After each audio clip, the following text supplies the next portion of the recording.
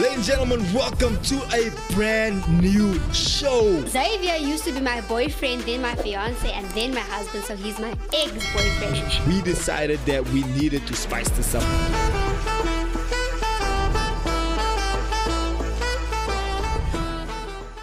Ladies and gentlemen, welcome back to it. It is the brand new show. Well, it's not new anymore. We started it last year, December, but it is infancy. Yeah, well, it's still in its infancy. Yep, and of course, it is living with my ex-girlfriend, which is now my wife, ladies and gentlemen, Mrs. Anka Hendricks. Hey! Welcome to the show today, guys. We're so excited to dive into today's topic, and it's been a long wait from last week. I think last week we had such a great show. It was funny and hilarious. It had all the elements of our guest that was here last week.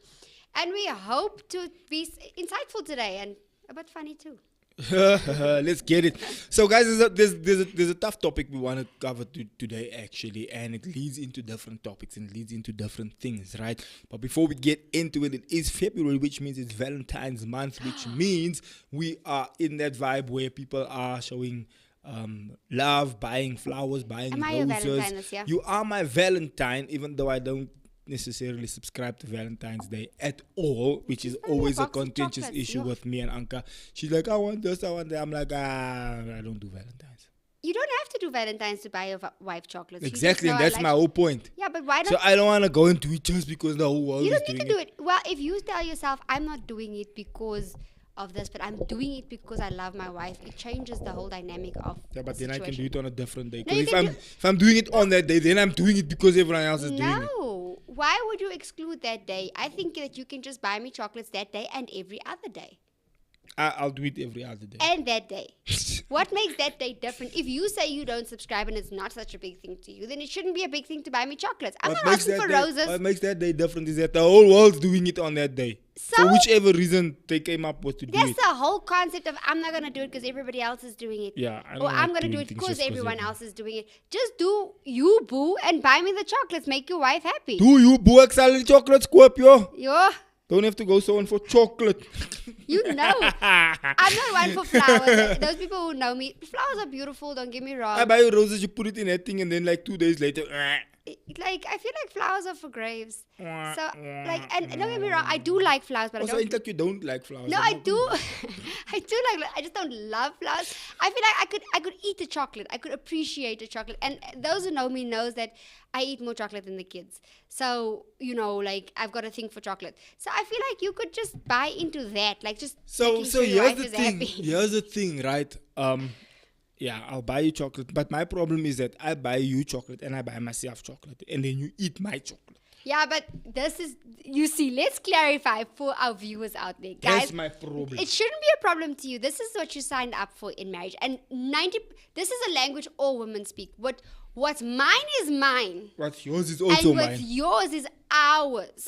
Not ours. You leave me nothing. No, I do leave you something. I leave you the piece. So you eat yours and mine. Well, here's what Xavier does, right? So everybody in the house knows I've got a thing for chocolate. So I don't like chocolate in the fridge, but it's not off limits, right? It's there. I don't like it. I wouldn't put my own chocolate in there. But his is there, and he takes like a week to eat the chocolate. And I feel like, why are you feeling sorry for this thing? So it's mine. Leave it alone. Why is it bothering you? I'll eat it gradually with him. So as to help him out, because he seems to be struggling to eat this chocolate. So I'll help him out. So by the time he gets there, he still has a piece left, a small piece. But he has a piece. Yeah, but why is my chocolate bothering you? You know what I'm going to do now? I feel like this mind... I'm not going to tell you what I'm going to do because then it's going to spoil my thing. But the conversation we're having today is people feeling lonely still within the marriage, right? And we're going to get into some of the reasons and also some of our personal stories as to how we went about before we decided, okay, right, this is it. For me personally, what happened was, and I've shared this so many times, but for the sake of the conversation, I'll just kind of brush over it quickly. I was in a long-term relationship, right? A serious one for a while. Then that's that high school sweetheart vibes where it's like, you know, you're dating since high school and then into while you guys are studying, and then you kind of think, okay, fine, this is gonna work. We're gonna take this thing serious, and it doesn't end up panning out, right? So because I got into something so serious so early, I was kind of in a space where I became dependent on having someone around me, right? I became dependent on having a person in my space all the time. I became dependent on phoning someone in the morning, phoning someone in the evening. Became dependent Hi, on how are you? I hope you slept nice. yeah, Sleep all those sweet. elements, and you become dependent because there's a dopamine release of like you see the person's name on your phone, you're like, yo, at least they replied. And you're also in a space in your life where you want validation, you want to feel wanted, you want to feel loved, you want to feel accepted. Lonely. Yeah, you want those feelings. And that obviously that kind of relationship provides those kind of feelings, right? Needless to say, that didn't pan out, it didn't really work out. Then immediately after that, I got into something else again, right? And again, serious, long term for a long time, good person. Up until today, no complaints about the person. They didn't do anything untoward. There was no nothing serious that happened as far as cheating or anything like that. But again, when I was in that relationship, I also realized that am I here because I also just needed that person to, I just needed a person to be with me. Am I here for the right reasons? Am I here for the reasons of love? Am I here for the reasons of seeing myself building a future with this person? Am I here? And to a large extent, I also kept feeling that I'm wasting this person's time. I also kept feeling that this is such a good person. Do I want to kind of keep this person, like they say, there's an Afrikaans phrase that says, right? Which means you kind of dangling the person along. You're dangling a carrot in front of the person. Come. Do I want to kind of keep this person around for the sake of my comfort, for the sake of there's someone to speak to, for the sake of there's someone to drop a message in the morning, drop a message in the evening, and it's a good person, a nice person, so it's nice to have the person around? Or am I really here for the right reasons? Needless to say, that didn't pan out either. Then I decided, okay, because then I realized there's something wrong here. There was hurt from the first relationship. There was some inconsistencies on my part. There was some gaps and holes in my story that I was unhappy with. There was just things that I wasn't exactly at my full. I wasn't ready to be in a relationship, to put it plainly and clearly, right? I wasn't really in the space to have a relationship. So then I meet Anka.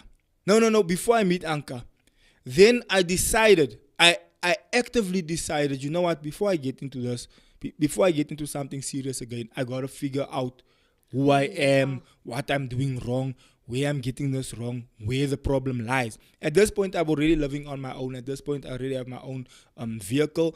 And there's that level of independence, right? So it's like, okay, Zakes, right now you are, and that season of my life, I was also doing something, I was doing well in my career, right?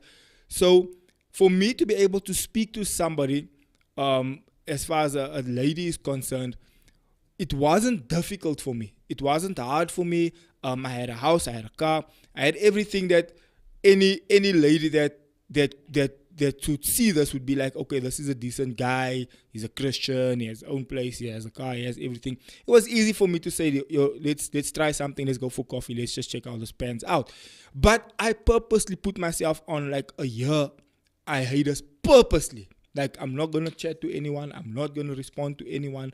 I'm not going to engage in anything.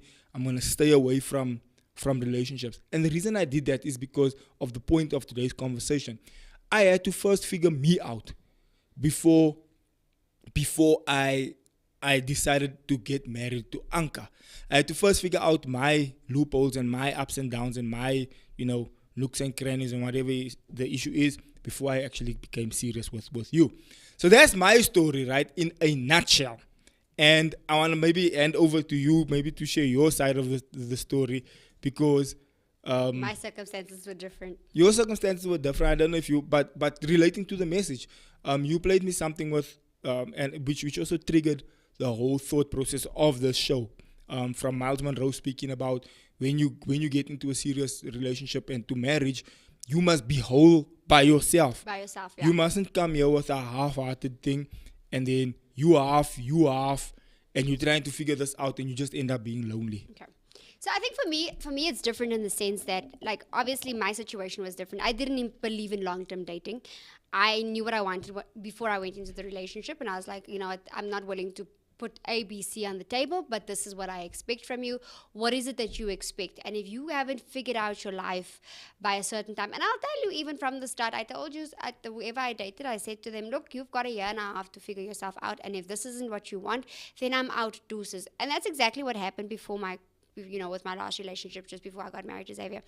And this guy was a good guy. He was a nice guy. Obviously there was a bit of kinks and flaws and whatever, not negating that I had my own, because I was very Difficult. I wouldn't say difficult. I would say headstrong. Difficult encapsulates something different. But you obviously think that I was difficult. Anyway, moving along swiftly. And I knew what I wanted. So when I met Xavier, I was busy leaving the relationship that I was in. And, we were busy at the end, at the bottom end of the relationship, where it's like, look, this isn't what I want, or this isn't, what I envisioned for myself. And you clearly don't have a plan for yourself going forward in terms of our relationship. And I checked out. I think the difference for me was I got into the relationship with you soon after that. There wasn't time for me to think, okay, fine, let me take the time out. Let me just, So basically, I had to take that healing process not in our relationship, but you know how women do it. Women sort of get rid of the relationship while they're in it. We build up a callus in the relationship, and if it's not panning out, if you're not changing, then deuces, I'm out, and you leave the guy bleeding to death. Meantime, you've already dealt with it.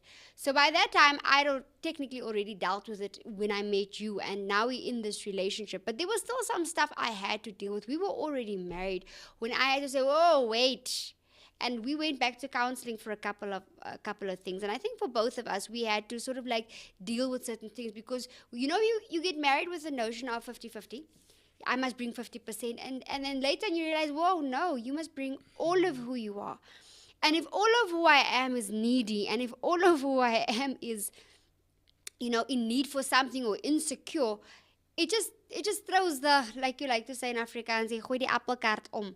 It just, messes things up. So for me personally, there were certain things that you also have to remember that I didn't let go of. Certain areas that I didn't let the other person in, because I felt like, you know what, if we're not in it for the long haul, I'm not going to be dealing with things afterwards. So there's a lot of stuff that I didn't really need to deal with, but there were a few stuff that I needed to deal with. The fact Is there like perhaps one thing that is like a light thing that you'd be okay with mentioning, that you think you had to figure out to make the marriage make sense? To make the marriage make sense. That you realize, I'm getting this wrong. Not, you do this and that. Okay, I was falling short here, there. I was getting this wrong. I could have probably done this better, or I didn't see it. I only saw this afterwards. You will have to tell me that I didn't because realize. It's been 10 years, and I think we've been growing gradually. And, there was a few things that I knew that I was needy in, and I might still be needy in sometimes. Thank you, Lanief. What is my brother saying? Headstrong equals difficult. Lanief, we did not ask for comments from the peanut gallery. Thank you. No, but that is the thing, and I was thinking about that this morning, right? And I was having a conversation. I spend a lot of time with the youth, right? Because obviously I was a youth pastor for a long time, and now I'm overseeing the current youth pastor. And so when it comes times to be events, we're preparing for conference or event or something happening at church, and we're busy shooting promos, or we busy cutting pieces of paper, or we printing things for the event or whatever. I end up spending a lot of time with the youth, because they come in to help. And then we spend a day together, because we're busy cutting things, stapling things, doing things, to get ready for the event. And then I end up sitting with a lot of young ladies. And because I'm a lot older than they are, right? Some of them I'm friends with their parents, literally, right? Old. I want to understand. It's my birthday on Sunday, by the way. I want to understand how they reason, what's happening in their world at their age, what's going on in their spaces. And so I asked them questions, and I actually say to them, how do you see relationships? What do you look for in a guy? And if the gents are also there, gents, what do you think about girls? And it's come to my attention that there's a lot of hurt and brokenness in dating today, and there's a lot of these youngsters that need, bruh, if I tell you they need help, I can, like, from where I'm sitting, I can see this thing is not But gonna you know work. what's scary is the fact that they're so young. The fact that they may be 18, some of them even 16 and 15. They're very young to be dealing with things that are so intense, that are so heavy, when really at that age you should be enjoying life. You should be experiencing, and I mean this in a positive way, in a good way. You should be experiencing, fun things, going to the movies with friends and doing things like that. Now you're rather worried about you've been hurt in a way. And a lot of these young people are sexually active, and it's sad to see that because what the world, what mainstream media portrays is that it's okay to get involved in these stuff, and at the end of the day these young kids have to deal with stuff that they take into marriage, and that creates the realm for loneliness because they don't know how to deal with it.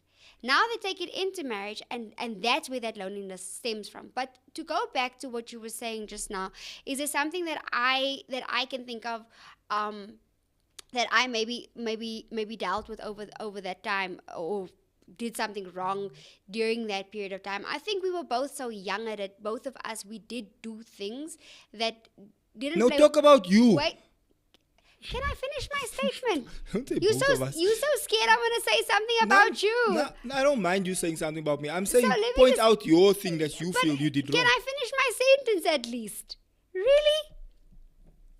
I'm going to do that to you next time. Anyway, I lost my train of thought. You can go on. Really, Delano? We didn't ask for your commentary. What did Delano say? He says, lol, difficult. It doesn't mean because I knew how to speak up for myself that I was difficult. I'm just putting it out there. And here's the thing, I was thinking, and after I had that conversation with the girls, right? And they were like speaking about their independence, and obviously what the media pushes on people now is that you have to push your own independence. It's about me. It's about how bad I can do better all by myself. I can do this, and I'm most independent all the time. Follow your throw heart. your hands up with me. All independent ladies. Wow. Okay, sharp, quiet. Then when we have this conversation, and I ask, okay, what are you actually looking for? Now I need someone that can lead. I need someone that can. Oh, so you actually want a strong guy?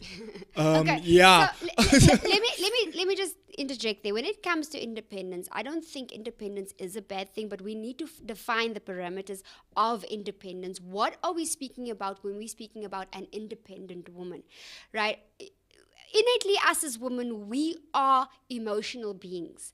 We have innate insecurities. There's a lot of stuff. We are emotionally. I think most of us could be emotionally unstable 90% of the time because that's how we're driven, by emotion. But I think when we speak about independence, it's about mastering that part of emotion so that you can be independent in who you are emotionally. Because the reality of the matter is we do want a man. We do want a man to provide. We do want a man to lead. And a strong woman just needs a stronger man. So that's the reality of the situation. Everything is permissible, but not everything is beneficial, right? For me, there must be boundaries because yes, we must be independent. We don't want to be codependent or dependent on somebody all the time, and you shouldn't, especially when it comes to marriage. Yes, you should complement each other and you should fill certain gaps, but you shouldn't be dependent on one another to the extent where if this person walks away, you fall apart. I mean, Miles Monroe says it, that what is this person doing with the best part of you? What is this person doing with the biggest part of who you are? This person shouldn't have that part. You should own up to who you are, but have enough to give some to somebody else. Your cup should be overflowing for the other person. And for me, it becomes a matter of when we're in the marriage, what creates, there are times where I'm in a state of being alone. then I'm sitting there and I'm like, Vas my man, where's my husband? I miss him today. And those are good romantic gestures. But it shouldn't be a matter of I am absolutely nothing when you're not around. It shouldn't be, and I think in that sphere, I think I do lack a little bit because I don't like to leave the house if Xavier's not in the car. I don't know if it's my fear of Joburg or what it is, but I'm upset if I have to drop the kids by myself or pick up the kids by myself. I'm upset if I have to go to the mall by myself. Like, but if he leaves the house, it's fine. He gets on his bike and he goes. And I think you got a little And bit sometimes I want to be alone because I think a lot of... Okay, say what you want to say now. No, and I think recently you had this new thing where you send the live location, and if I don't get round to checking it, then you get upset. Then you're like, you don't even check it. It's no use I send it. What is your thought pattern behind that? No, because you asked for it the last time, right? So you asked for the live location. So I'm thinking I'm being courteous here so my wife can see. Yeah, I saw that and we're going to talk about it now. I think I'm being courteous here so my wife can see where I am and what I'm doing, especially when I'm on the bike, because the thing is on the bike, you can't answer the phone at all unless I buy that headset thing that allows you to answer, right? But on the bike, I'm unable to answer. So if you know I'm on the bike and you can see I'm riding, then you can must now see the dot is moving. So you know, okay, clearly he can't answer. I can see he's moving. But also I can see where he is. Okay, he's passing this area now. Okay, he's there. And you know I'm riding from there and I'm meeting the guys at the Shell garage or wherever. Okay, he's passing there. He's almost at the Shell. Okay, there is at the Shell now. I can call. Or whatever the case might be. But then the last time I come home and I say to you, baby, I'm sending the live. No, you say to me, yeah, you must send the live. I'm like, what's the point? You don't even look at that thing. Because then I come home, I'm like, did you see where I was? I was there and there and there. I don't know where's my phone. You know what? But you know what the interesting difference of that scenario is that I didn't call you. I didn't nag you or try to find you. Whatever. I was trying to be proactive here. And so what was I wrong? You weren't wrong, and I didn't shout or do anything about it. But it was more like you felt like, you're not even interested. What if something happens to me? Or like, I pray for you when you get on that bike, and I believe with all my heart you're gonna come back. So for me, in one piece, like, and alive and walking, and I believe that. I can't give way to the possibility that you might not be there one day because you were on the bike. And it's something that you love doing. You have a family. So I pray and I plead the blood of Jesus over you all the time. So when I go about living my life. So here's the thing though. That is the healthy. I just wanted to get back to that other comment where we were speaking about being headstrong and being kind of wanting to be. Then I said, what did I say? You said headstrong and I said what? Difficult. Yeah. So I was thinking as if I can give really, really a massive pro tip, right, to ladies from a guy's point of view. And this is widely known, and one of the people who really made this made this very popular is Andrew Tate, where he actually said, don't always try to be the smart aleck in the room, especially when it comes to your boyfriend, because as a man, right, and this is just a pro tip to all the women, right, as a man, you innately want to kind of show you want to show off in front of your lady most now. You must not want to show you know things. You want to show I can take you places. You want to show I'll pay. You want to be the almost now. You want to impress your lady. But the worst thing in the world that a woman can do is to say, yeah, I already knew that. Yeah, I already know this. Yeah, I already. It's irritating. It's like I want to show you a good time. But now you already knew everything and you were already at this place that I'm taking you to. And you already, it puts me off. It's like, now I come there with my fancy sports car that I'm thinking I'm impressing you now. I'm coming there. Ish, maybe come and show you. Yeah, my ex used to have this car. I'm like, bruh, no, man, don't do that. Even if your ex did have a car, and this is a meme that I was laughing, not a meme, a joke that I was laughing at, where the girl gets in to a guy that has the AMG, and she's like, yeah, my ex-boyfriend used to have the fake version of this. Then the guy says, what? Yeah, he used to have a B on. And then the guy realizes that yo, bro, your ex-boyfriend used to have the expensive version of this. And he says, yeah, that was the fake version. He only had the Benz. I have the Mercedes Benz. In the meantime, I only had a Brabus, which was the expensive version. But the point is that the gent wanted to feel quime and to show his fro. And now she gets in and says, yeah, my ex-boyfriend had a Brabus. It's 10 times more expensive than your normal AMG. It's like, okay, so what must happen now? Are you trying to make me feel like a clinky or what? No, I think half of the time that stems from ignorance, and the other half is more a matter of your own insecurity. Because I think innately women have a thing with we do compete. We want the next best thing. I think it's human, not just women. I think men as well. Like you were speaking to the ego, like your ego in terms of you want to impress, so don't put me off.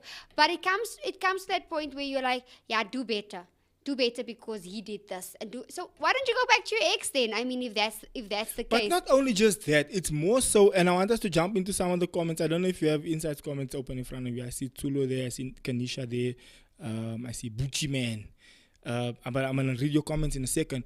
I don't have all those comments, but it's not always about the fact. It's more so that that one friend that nobody likes, because if you say, me and my husband he took me to Dubai, for our honeymoon. Yeah, my husband took me to Dubai and to Kuala Lumpur and to Singapore and to okay, bruh, yours must now be bigger. It's like, and nobody likes that person. Everyone's like, oh, hey, bruh, I don't even want to mention this because the son is now, want to now say he went. If I say I have 100, now he have 1,000. And 500 and 500,000, he must always be better and bigger, or hers must always be better.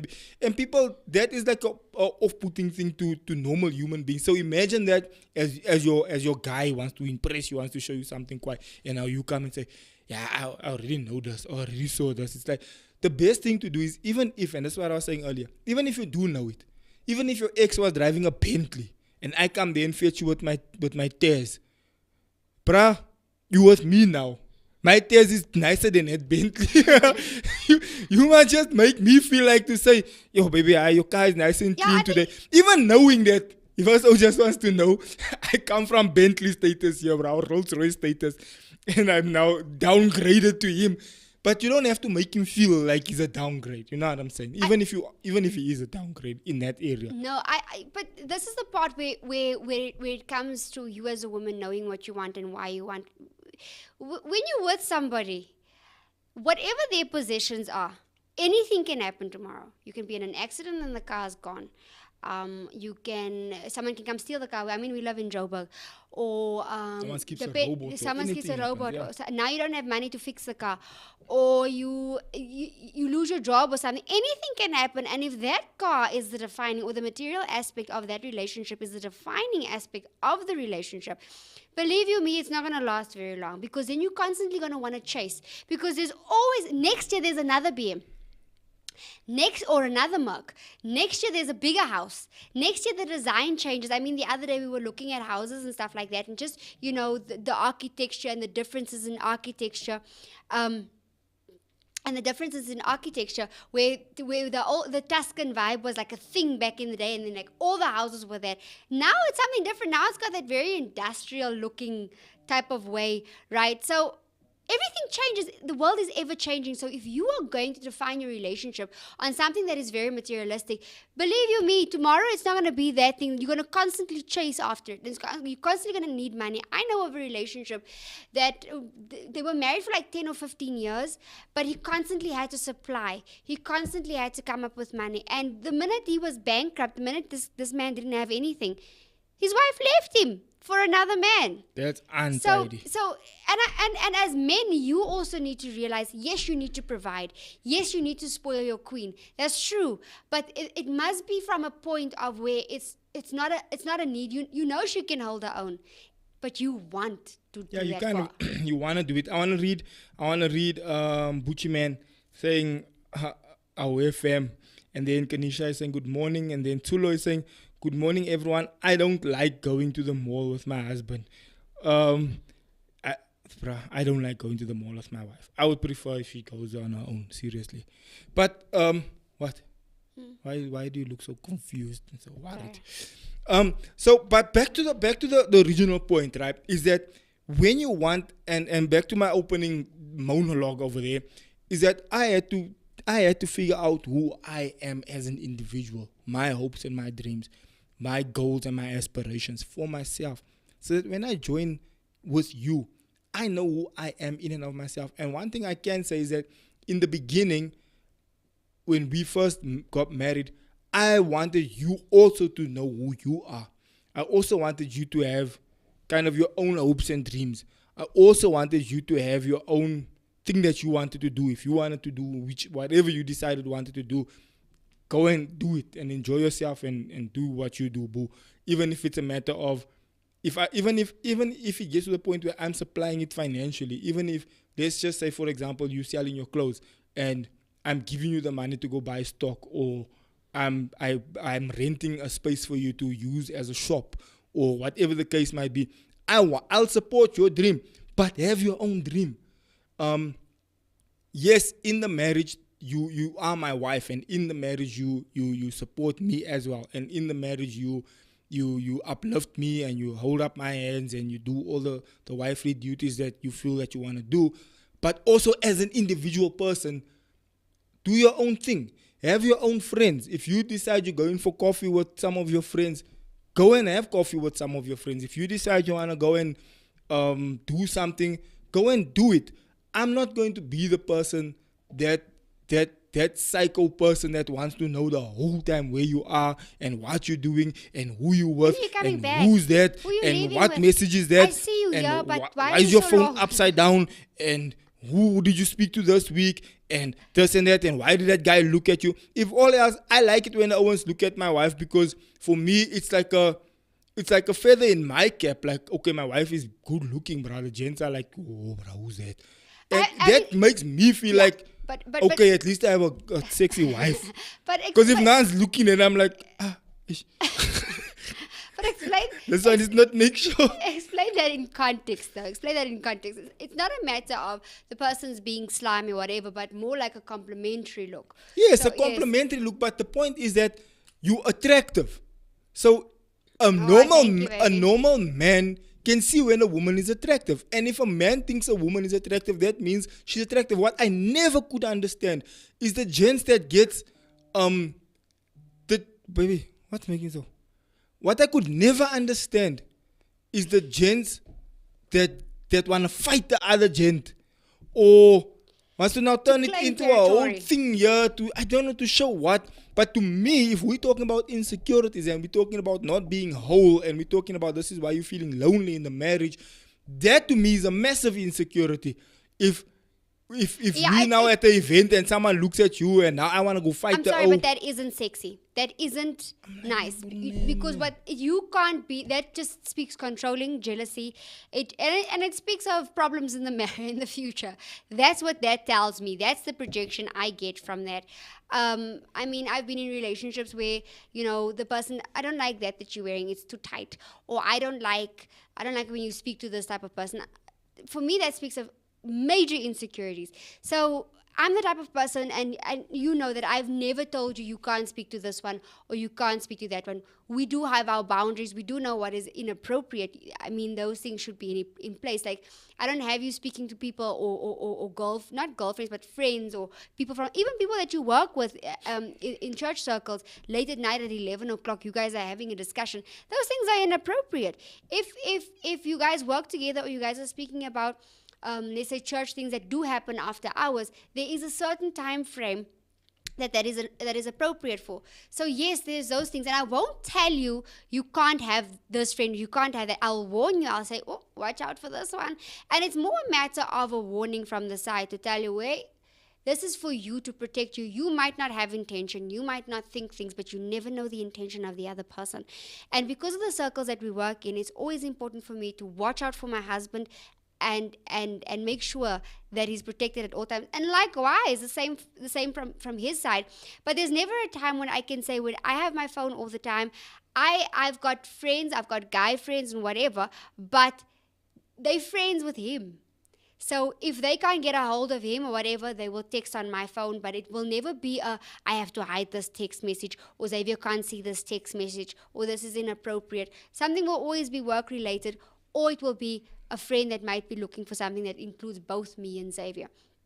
So I think that those boundaries must be in place when it comes to marriages, but we shouldn't be overbearing and want to control every situation. Yeah, why is he calling you? He has my number. Why can't he speak to me? I'm the man of this house. Yes, you are the man of this house, and it's my duty as a wife to make you feel like the man of this house, not somebody else. Now you're right, 100%. But here's the thing, right? So, do you feel like there's read it? So okay, let's first backtrack before I read that last comment. Okay, let's read the last comment and then we can go into the backtracking one. The watcher says these days the gents are after the husbands now. Hey, bro, big facts. Yeah, we have to look both ways as women now. Big facts, bro. We're not safe. And then Lanif says that I need a man who can handle me equals problems. Now that's facts also. It is true. You know why? That's an easy scapegoat for women to sort of to justify. I'm strong. I'm flaws. independent. You must be able to. That's not strong. Relax. That's not independent. Relax. That's just toxic. Relax. So here's the thing: innately, God has designed a relationship and woman meant to be the head of the home and to give direction, not oppress, not dominate, not control, but to guide the household. And likewise, we have to be submissive towards that. But it doesn't mean that we must be quiet and we don't have a say in the house. What it means is that our husbands must also be kind and courteous to us, our feelings, be cognizant of the fact that we are human, we feel some sort of way, and we are also implicated in this. So let's have a conversation and a discussion of this. So we are considerate of one another. That is what the word says about marriage. And get this, if you grieve your wife, you need to be considerate of your wife and make sure that your wife feels loved and is considered in the marriage as well. But if you do not, your prayers will be hindered. But here's the other thing, and this is a pro tip for the gents, right? So, gents, here's a pro tip for you. A good leader is easy to follow, right? So, if you are leading your home and you're doing a good job at it, your wife will most likely find it easier to follow you because you're doing the right thing.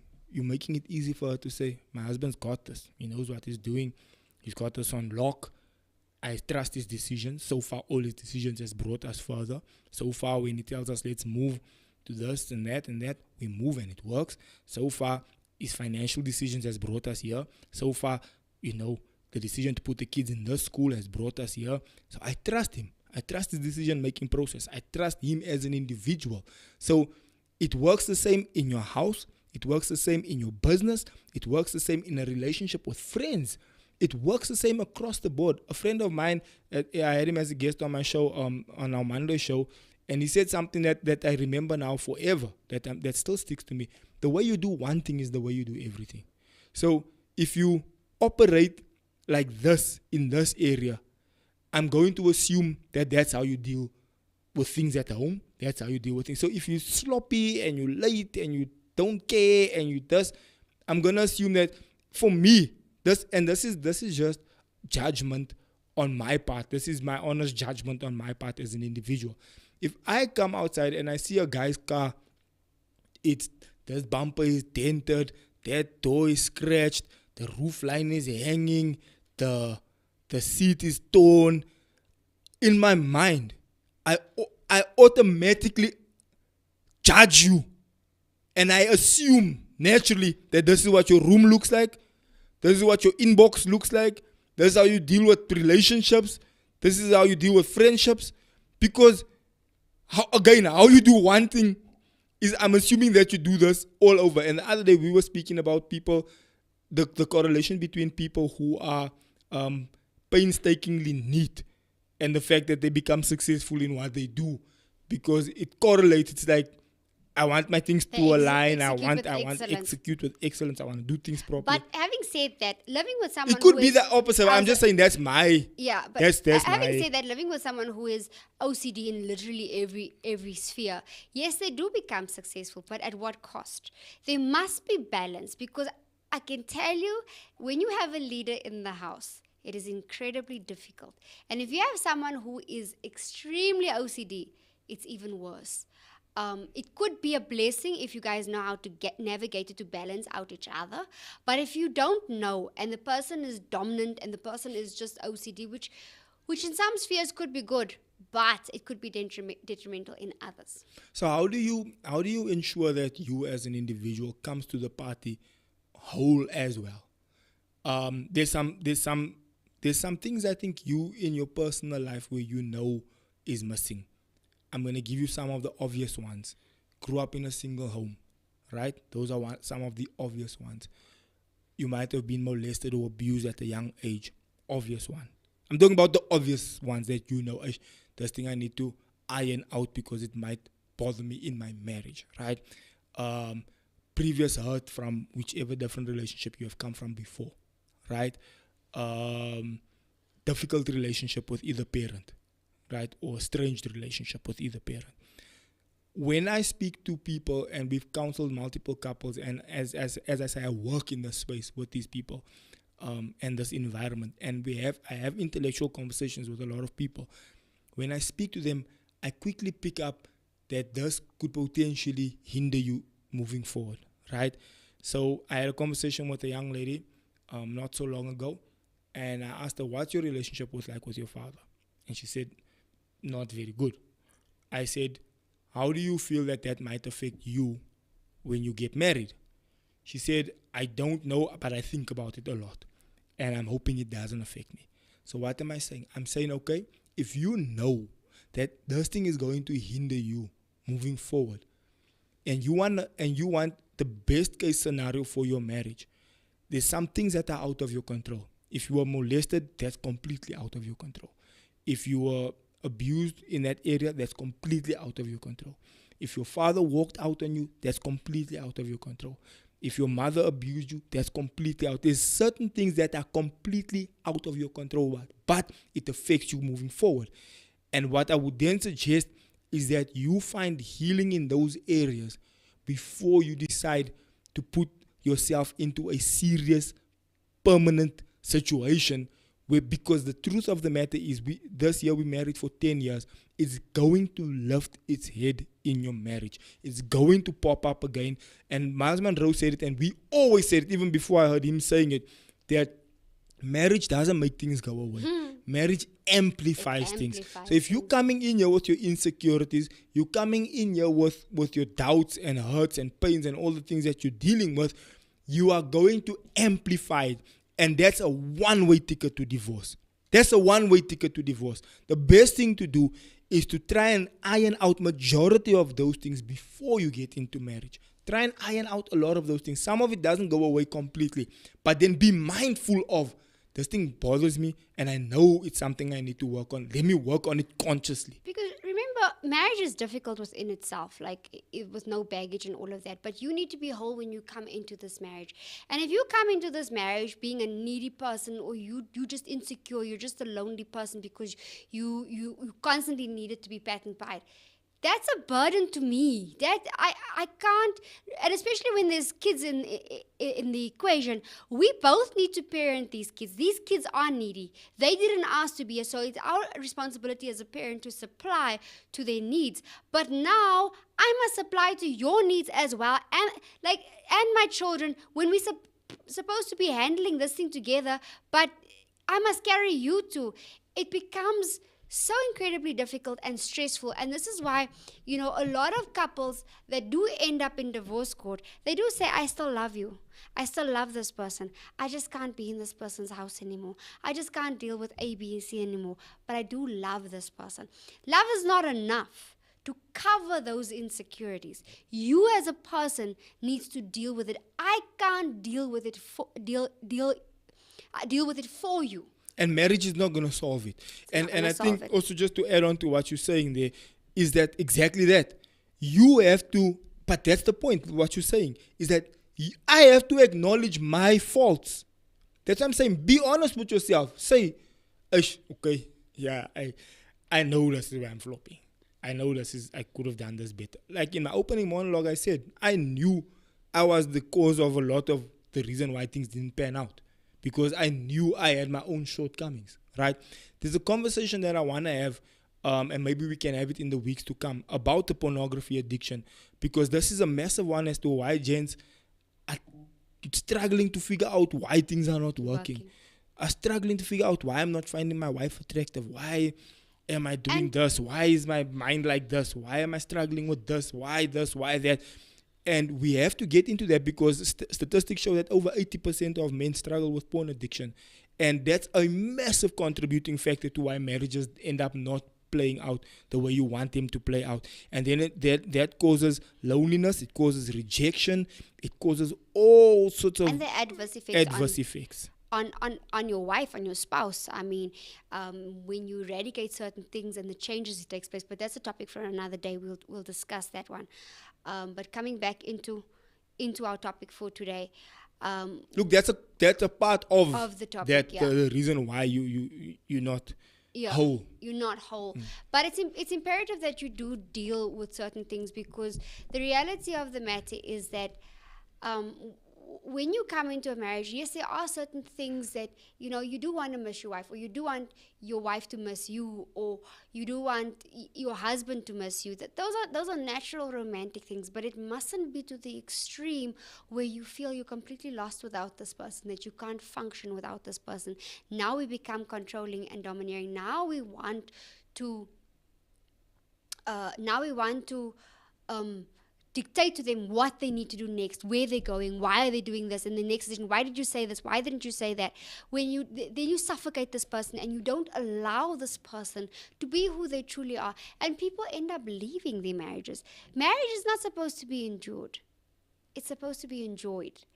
You need to enjoy each other. Yes, there are going to be difficult times. I'm not saying you're not going to argue when that's the case. You are going to argue. You are going to be indifferent to one another. There are going to be situations where you're going to have to build on one another and deal with certain issues together. But there are certain innate and core issues that you first need to deal with, because when the person doesn't supply to those needs, now you blame the person that you are lonely for being lonely. Now you blame the person because they don't fulfill something. And get this, if you are two broken people and two people with insecurities, then you have a recipe for disaster. Just check that last comment there and then maybe just answer it. Guys, the topic married but lonely, what is the reason for it? Because marriage is what? Probably the job. I don't understand the question. Guys, the topic married but lonely, what is the reason for the cause for it? Because marriage I think he's trying to make sense of the point of why we're saying you're lonely in a marriage. It's very possible to be lonely in a marriage. Being married... I don't know if we completely answered that question. Yeah, because being lonely. Being lonely... being married doesn't necessarily mean that you're not lonely. Have you ever been in a room full of people but you still feel lonely? You still... I think a lot of people who suffer from depression have that sentiment that they're surrounded by people constantly but they're lonely. The same thing happens in marriage. If this person isn't answering the call to your needs, then you will feel lonely. You'll feel something is missing. You often hear people say, yeah, but he doesn't understand me, or she doesn't understand me. She doesn't make me feel the way that you make me feel. This is now pertaining to people who end up getting in extramarital affairs, getting caught up in that. Then they have these sentiments of, but they're not speaking to me. They're not making me feel a certain way. But that ends up making you feel lonely. You are with somebody, but you don't feel like you are complete in a sense. I think the point is that to answer the question, I guess, at the end of the day, is that we were focusing a lot during the session on your individual shortcomings, yes. Right? And if you come into something with your own shortcomings, and I guess to kind of round it off, is that you must come to the marriage with you and with what you bring to the table in a positive light as well. not just in all the negative things. I'm depressed, I have this issues, I have mommy issues, daddy issues, I have this, I have that, whatever the case might be. Now you come in with all that baggage to the table. You must also come to the table with the positive aspects of who you are as well. And that person must also try and work on all their negative aspects. And as we said earlier, it doesn't always go away. Sometimes it still kind of floats there, but you obviously find a way to deal with it. But come into the marriage with your being as whole as you possibly can be, and then you come into the marriage being as whole as you possibly can be, and allow the marriage to work together. Because if you coming in broken and you expecting and anticipating that the marriage is going to fix your brokenness, you're going to be in for a rough ride, because the marriage is not going to solve it. It's going to amplify it, and it's just going to end up in you saying that, you know what, this is not working, I don't want to do this anymore, I'm out. Because two broken people came in, and now you're complaining you're lonely, I don't want to be home, we're fighting all the time, we misunderstanding one another, does that and the other. It's because of that, their brokenness, I guess, is the point we're making. Is the point that we are making, and that causes loneliness, because you feel like your needs are not being met. And now if you are two broken people, both of you have needs, and no one is listening to no one, because we are too caught up with our own needs. And I think in today's popular culture is that, oh, you need to sort out yourself, you need to first look to yourself and your own needs and all of that. And now it's no one is hearing anybody, because you just focus on what you need and what you want. And I think when we started out, when we actually premiered the first episode of the show, was that right? I don't know if those were the right words, but yeah. We did come up by saying that most marriages fail because of the element of selfishness. We put our own needs before the needs of our spouse. But if we put our spouse's needs before us constantly, we will then be answering to each other. We will be then looking after each other. We'll be then building up each other.